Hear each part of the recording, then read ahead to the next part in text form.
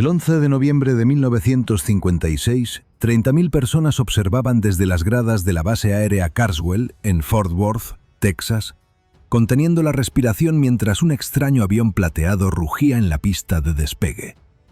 El bombardero levantó su morro agresivamente. Sus 4 motores turborreactores General Electric J-79 escupiendo llamas azules, mientras la bestia metálica se elevaba hacia el cielo como una flecha lanzada por un dios furioso.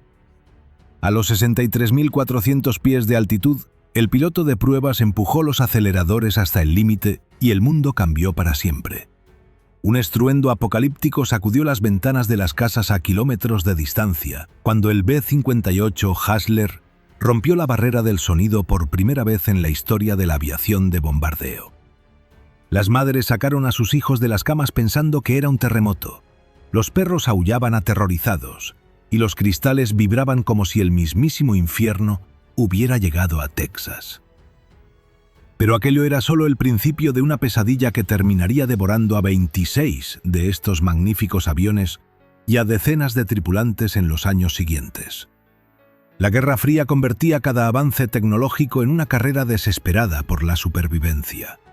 El Comando Aéreo Estratégico de Estados Unidos tenía un plan simple pero brutal para enfrentar a la Unión Soviética. Si alguna vez el conflicto se volvía caliente y las bombas comenzaban a caer, necesitaban bombarderos tan rápidos que ningún misil soviético pudiera alcanzarlos.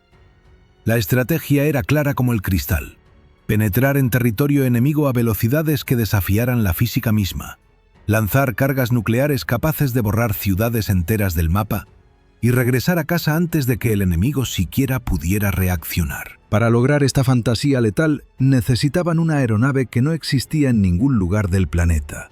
Algo tan radical que pareciera sacado de las novelas de ciencia ficción que los estadounidenses devoraban en aquellos años de paranoia nuclear.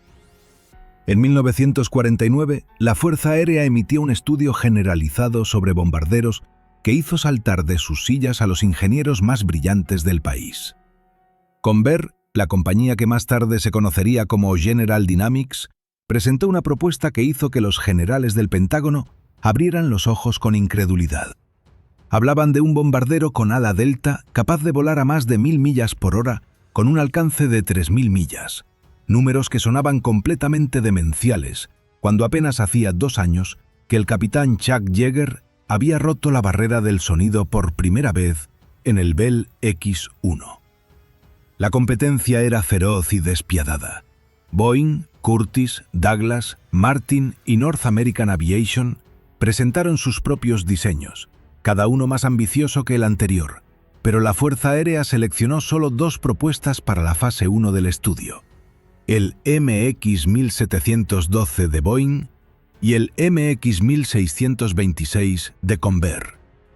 Durante meses de desarrollo intenso, los ingenieros de Convair modificaron radicalmente su diseño original.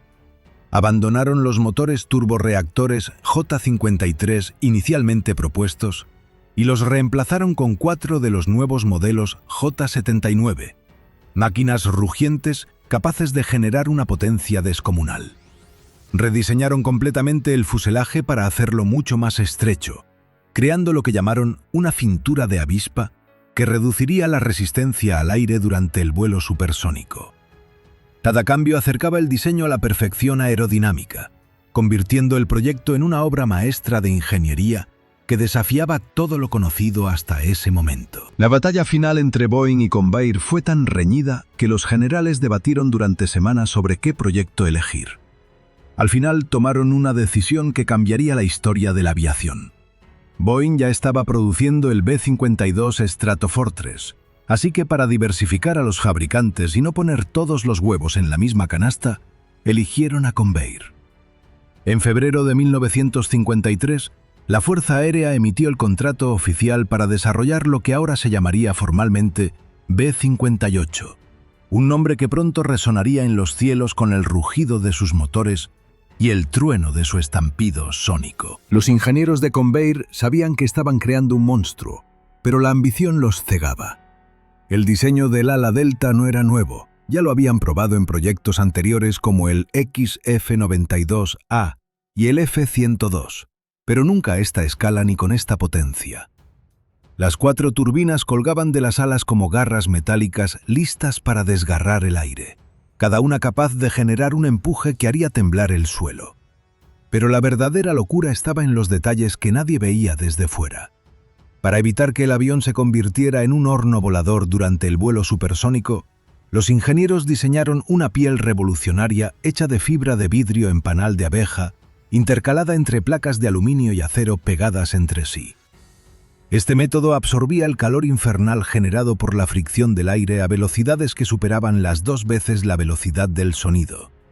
Un concepto tan adelantado a su tiempo que décadas después se usaría en aviones comerciales que transportarían pasajeros alrededor del mundo. El fuselaje, estrecho como cintura de avispa, escondía una configuración tan extraña que parecía diseñada para torturar a la tripulación. 3 hombres volaban en compartimentos completamente separados por montañas de equipamiento electrónico. Un piloto al frente, un navegador o bombardero en el medio y un operador de sistemas defensivos en la parte trasera. La comunicación entre ellos era tan primitiva que resultaba cómica para una máquina tan avanzada. Pasaban notas escritas a mano usando un sistema de cuerdas que recorría la pared principal de la cabina, como si estuvieran en un submarino de la Primera Guerra Mundial, en lugar de la aeronave más rápida jamás construida. Pero lo más sorprendente era el sistema de navegación y bombardeo por inercia, tecnología tan sofisticada que dejaba boquiabiertos a los expertos, y las advertencias grabadas en voz de mujer que alertaban a los tripulantes sobre circunstancias de vuelo peligrosas. Escuchar esa voz femenina calmada diciéndote que estabas a punto de estrellarte contra el suelo a más de 2000 kilómetros por hora era una experiencia que helaba la sangre en las venas. Sin embargo, el problema más grande del Hustler no estaba en su diseño aerodinámico, sino en su capacidad de carga. El avión no tenía bahía de bombas interna, un defecto tan absurdo para un bombardero que algunos generales pensaron que era una broma cuando se enteraron. La única arma nuclear que podía transportar iba montada externamente en un contenedor central de combustible, expuesta a los elementos como un bulto vergonzoso. Si querían llevar 4 armas adicionales, nucleares o convencionales, tenían que quitar el contenedor de combustible, lo que reducía el alcance ya ridículamente corto del avión a números que lo convertían en prácticamente inútil para misiones reales. Con un alcance estándar de solo 1740 millas, el B-58 necesitaría estar basado en Europa o requerir una armada entera de aviones cisterna solo para reabastecerlo en el aire una y otra vez. En comparación, el B-52 Stratofortress medía 160 pies de largo con una envergadura de 185 pies, mientras que el Hustler apenas alcanzaba los 95 pies con 10 pulgadas de longitud y 56 pies con 9 pulgadas de envergadura. Era un enano tratando de hacer el trabajo de un gigante. Pero donde la ingeniería alcanzó niveles de demencia fue en el sistema de eyección de emergencia. Los diseños convencionales de la época eran completamente inútiles a velocidades supersónicas, así que después de años de desarrollo y varios accidentes fatales que cobraron vidas de pilotos valientes, los ingenieros crearon una cápsula de escape que parecía sacada de una película de ciencia ficción. Una armadura protectora envolvía el asiento y la palanca de control, junto con un cilindro de oxígeno adjunto. Lo verdaderamente insano era que el piloto podía seguir volando incluso estando dentro de la cápsula, permitiéndole maniobrar hacia una orientación óptima de eyección si era posible antes de salir disparado hacia el vacío. Si caía al agua, la cápsula funcionaba como balsa salvavidas, convirtiéndose en el único refugio entre el tripulante y una muerte por ahogamiento o hipotermia. Para probar estos sistemas de eyección, los ingenieros usaron animales vivos en experimentos que hoy causarían protestas masivas. Osos y chimpancés fueron lanzados al cielo dentro de estas cápsulas para ver si sobrevivían al trauma de la eyección supersónica. Las imágenes de esos pobres primates aterrorizados siendo disparados desde aviones experimentales permanecieron clasificadas durante décadas. Un secreto oscuro en la historia de esta máquina mortal. Cuando el supervisor administrativo de ingeniería E. Stanton Brown escuchó sobre el rendimiento demoledor del bombardero durante sus primeras pruebas, soltó una frase que se convertiría en leyenda. Dijo que sonaba como si realmente fuera a ser un hustler, una palabra que significaba tanto estafador como alguien que se mueve rápido y con agresividad. El nombre se pegó instantáneamente en el departamento de ingeniería y eventualmente la Fuerza Aérea lo adoptó como designación oficial. También lo bautizaron como Campeón de Campeones, un título tan pretencioso que algunos pilotos veteranos se burlaban abiertamente de él en los bares de las bases militares. Más tarde, ese mismo mes de noviembre, el Hustler completó su primer vuelo supersónico y el mundo conoció su tarjeta de presentación más aterradora: el estampido sónico. El estruendo que generaba al romper la barrera del sonido se convirtió en su sello distintivo, pero no de la manera que la Fuerza Aérea esperaba. Los civiles que vivían bajo sus rutas de vuelo inundaban las oficinas gubernamentales con quejas furiosas, reportando ventanas rotas, grietas en las paredes y ganado enloquecido en los ranchos. Para demostrar que Estados Unidos tenía la tecnología aérea más avanzada del planeta, el Hustler participó en competencias de velocidad alrededor del mundo. Ganó el trofeo Bendix, la Copa Blériot de Francia, el trofeo Mackay y el trofeo Harmon, acumulando laureles como si fueran caramelos. Irónicamente, fue el único bombardero en la historia en recibir el trofeo Thompson, una competencia que evaluaba precisamente lo que el B-58 hacía peor: vuelo a baja altitud y maniobras a altas velocidades cerca del suelo. Estableció múltiples récords mundiales, algunos de los cuales permanecen imbatidos hasta el día de hoy. Pero estos triunfos en tiempos de paz ocultaban una verdad mortal que pronto saldría a la luz, con consecuencias devastadoras. La Fuerza Aérea desplegó el Hustler en solo 2 unidades operacionales, un número patéticamente bajo para un programa que había costado miles de millones de dólares. Una unidad estaba en la base aérea Carswell en Texas y la otra en la base aérea Bunker Hill en Indiana. Como todos los aviones de ala delta, el B-58 era extremadamente difícil de pilotar. Una bestia que exigía respeto absoluto y atención constante, o te mataba sin pensarlo 2 veces. Los pilotos más experimentados admitían en privado que cada vuelo era una apuesta con la muerte. La tripulación tenía que ser de élite, los mejores de los mejores, porque un solo error significaba una bola de fuego y 3 ataúdes cerrados en un funeral militar. Ser capaz de dominar un Hustler podía construir la carrera de un piloto, convertirlo en una leyenda viviente entre sus compañeros, pero también podía enviarlo directo a una tumba prematura. En 1964, la Agencia Central de Inteligencia determinó que el único avión capaz de interceptarlo era el MiG-21 Fishbed chino, pero incluso en ese caso las posibilidades de un impacto exitoso serían mínimas. Esto sonaba impresionante en papel, pero la realidad era mucho más sombría de lo que los generales querían admitir. Mientras Convair desarrollaba el Hustler con tanto orgullo, las fuerzas aéreas soviéticas estaban perfeccionando algo que cambiaría las reglas del juego para siempre: un sistema de defensa aérea de gran altitud construido alrededor de misiles tierra-aire con guía por comando. El S-75 Dvina, conocido por la OTAN como SA-2 Guideline, podía alcanzar miles de pies más alto que la altitud operativa máxima del Hustler y golpeaba a velocidades más rápidas que cualquier jet tripulado jamás construido.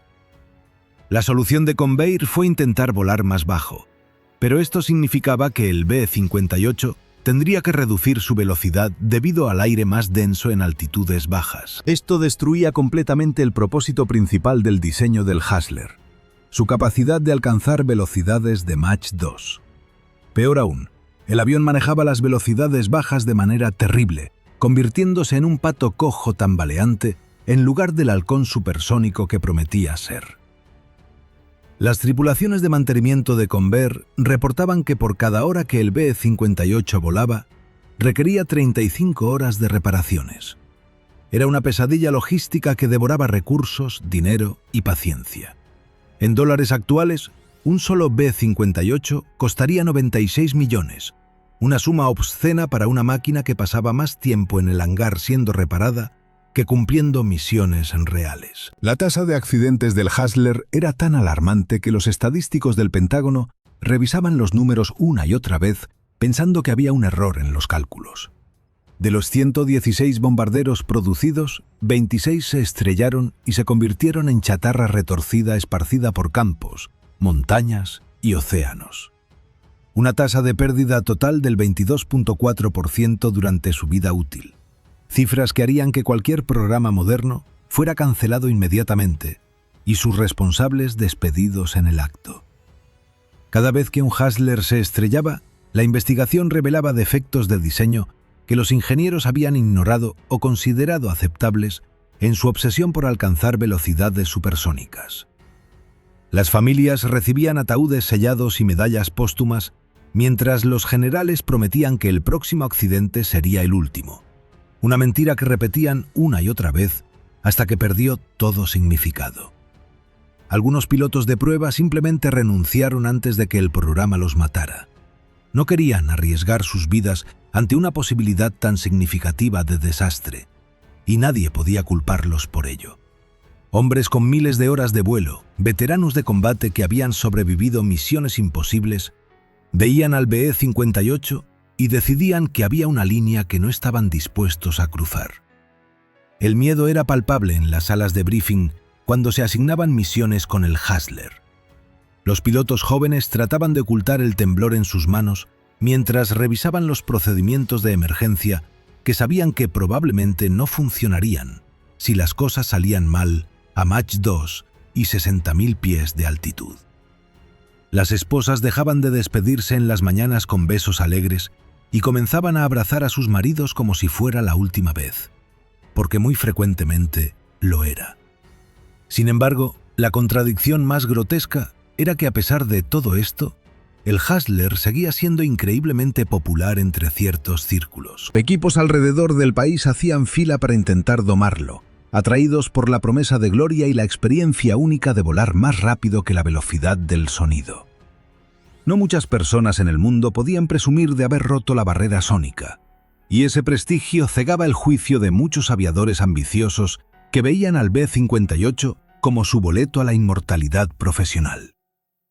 Era una adicción peligrosa alimentada por ego y adrenalina, una ruleta rusa con alas donde cada vuelo podía ser el último, pero la tentación era demasiado fuerte para resistirla. Mientras tanto, la misión para la cual fue diseñado el Hustler se evaporaba como agua en el desierto. El bombardero había sido concebido con el único propósito de realizar ataques nucleares a gran altitud, penetrando defensas enemigas mediante pura velocidad y altura. Pero la tecnología soviética avanzaba más rápido que Mach 2. Los sistemas de misiles antiaéreos se volvían más sofisticados, más precisos y más mortales con cada mes que pasaba.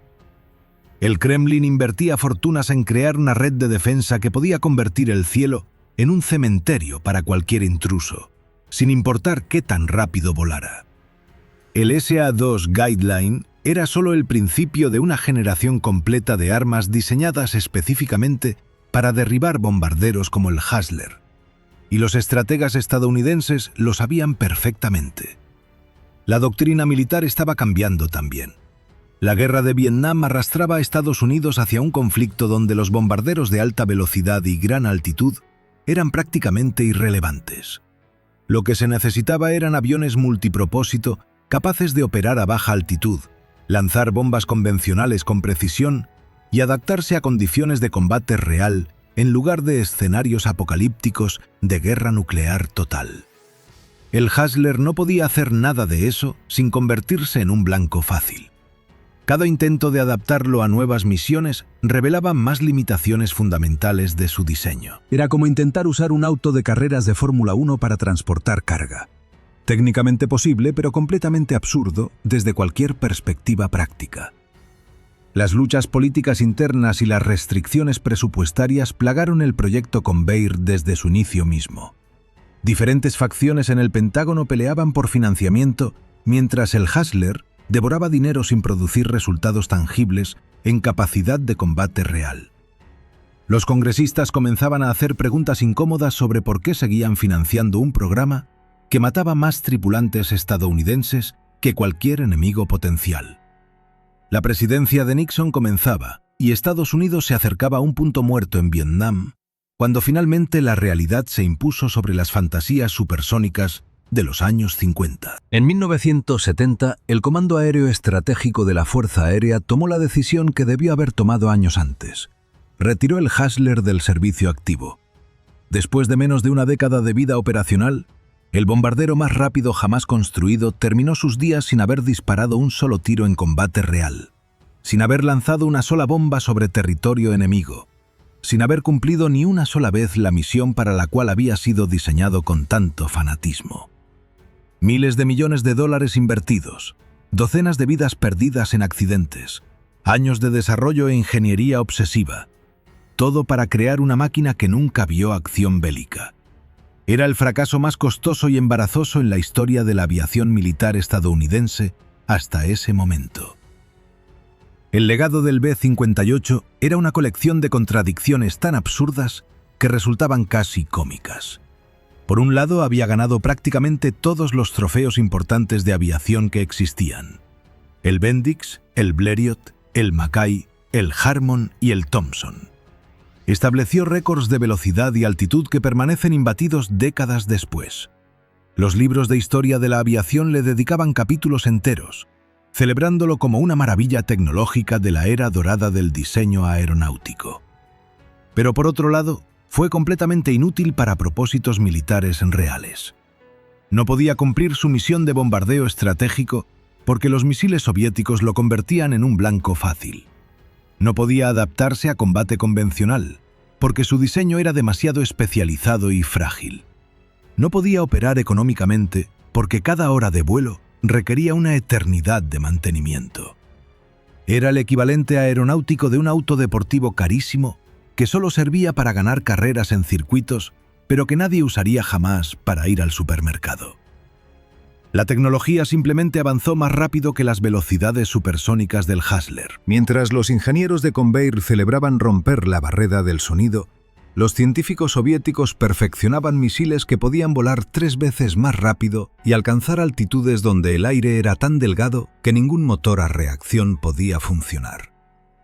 La carrera estaba perdida antes de comenzar, pero la arrogancia y el orgullo nacional cegaron a quienes tomaban decisiones hasta que fue demasiado tarde para salvar el programa o el dinero ya gastado. El mundo necesitaba aviones que pudieran hacer múltiples trabajos, no primadonas supersónicas que solo brillaban en condiciones perfectas y se desintegraban ante el primer desafío real. Major Howard Bialas, el piloto principal del equipo que voló el Hustler para ganar el trofeo Thompson, resumió la experiencia de volar esta bestia metálica con palabras que capturaban toda la complejidad emocional del proyecto. Cuando le preguntaron si estaba orgulloso de estar asociado con esta gran aeronave, respondió que apostaría su vida a que sí. Cuando le preguntaron si lo haría de nuevo, dijo que en un latido del corazón. Pero cuando le preguntaron si alguna vez tuvo miedo, su respuesta fue brutalmente honesta: siempre. Esas 3 palabras lo decían todo sobre el Hustler.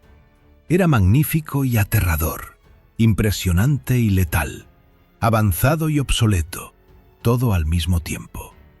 Los hombres que lo volaron lo amaban y lo odiaban con igual intensidad, orgullosos de dominar semejante máquina, pero aterrorizados de que cada despegue pudiera ser su último viaje.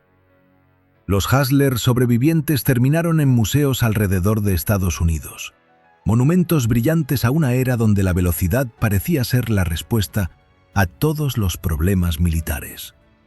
Los visitantes los miran con admiración, tomando fotografías de sus líneas elegantes y su piel metálica reluciente, sin saber que están contemplando uno de los mayores errores de juicio en la historia de la ingeniería militar. El B-58 Hustler demostró que no importa qué tan rápido vueles si estás volando en la dirección equivocada.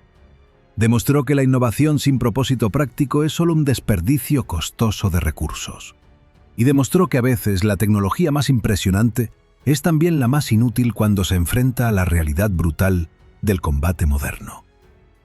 Si esta historia del bombardero más rápido que aterrorizaba a sus propios pilotos te ha parecido increíble, Déjame un comentario contándome qué te pareció más impactante del Hustler. Dale me gusta a este vídeo para que más personas conozcan esta fascinante pero trágica historia de la aviación militar.